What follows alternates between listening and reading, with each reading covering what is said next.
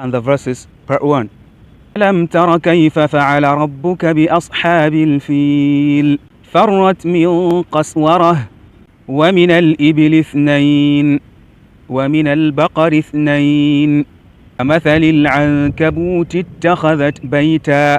وأخاف أن يأكله الذئب إذا أتوا على واد النمل قالت نملة وأوحى ربك إلى النحل أن اتخذي من الجبال بيوتا فبعث الله غرابا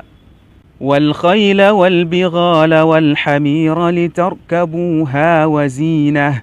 سلنا عليهم الطوفان والجراد والقمل والضفادع إن هذا أخي له 99 نعجة إنما حرم عليكم الميتة والدم ولحم الخنزير ونزلنا عليكم المن والسلوى فالتقمه الحوت وهو مليم فألقى عصاه فإذا هي ثعبان